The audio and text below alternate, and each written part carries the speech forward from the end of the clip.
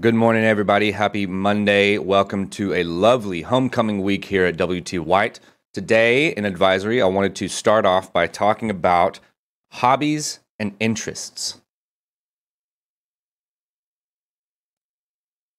It's very important that we as human beings have an opportunity to do things that are not for work, that are not something that we are obliged to do, but something that is just for ourselves. It helps us think, it helps us sleep better, it helps us perform better at our other work. And so today I want to talk about how to cultivate good hobbies.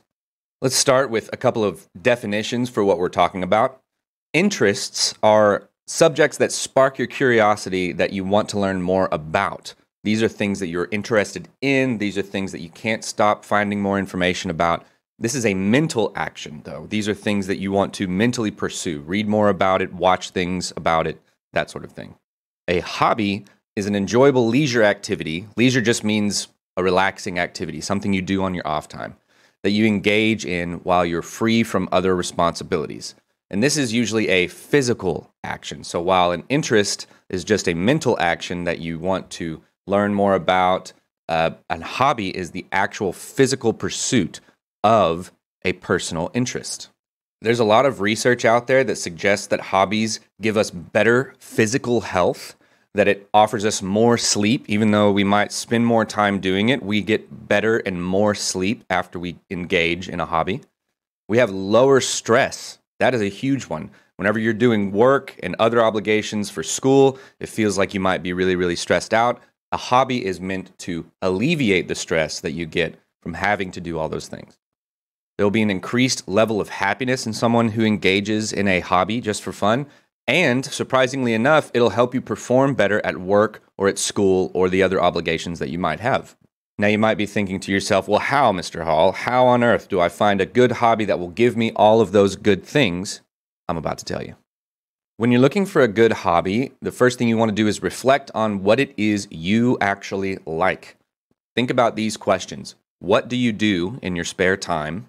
What activities could you spend hours doing without getting bored, right? And what do you look forward to doing most in your day?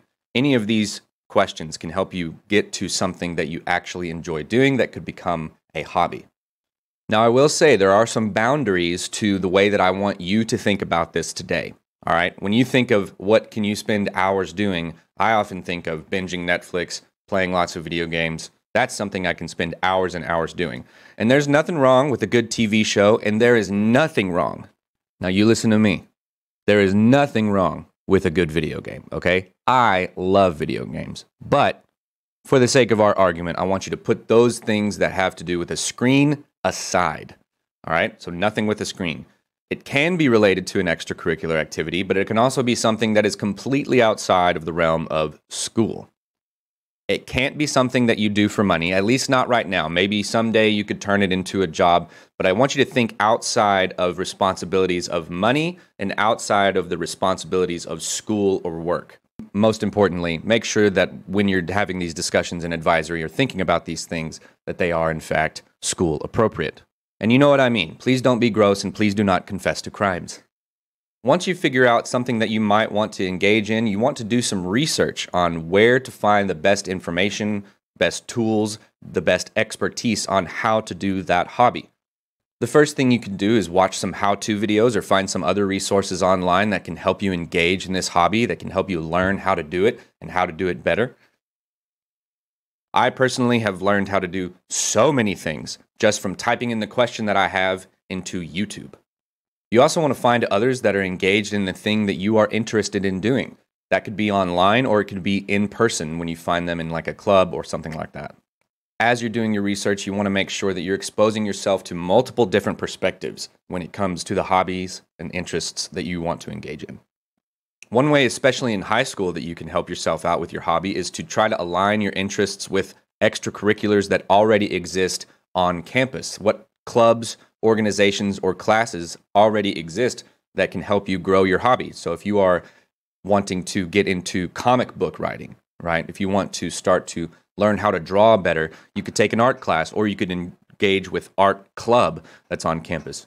I know that there's a cooking club if you want to learn how to cook a little bit better. I'm probably going to stop by a couple times The fourth thing to do is ask someone older than you with more experience in what you are trying to get into, teachers, mentors, and other adults, for their advice or experience. What I want you to do during advisory is ask your advisor what their interests and hobbies are outside of school, and that might give you a good starting point. The best thing you can do for yourself in trying to engage in a new hobby is to be curious, ask questions, and try new things. In your discussions with your advisory class today, I want you to explore what your own hobbies and interests might be, hear from others what theirs are, and ask your advisor what their hobbies and interests are right now or have been in the past to get some ideas. To end today, before you get to your discussion, I want to give you a brief message from me 50 years in the future. Hey, you can just do stuff.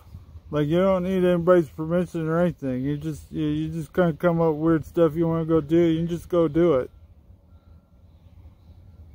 Okay. Go be weird. Okay, bye. Thanks, me from the future. Looks like you're doing really well. That's all for me today. Enjoy your conversations with your advisory class and be good to yourself and others.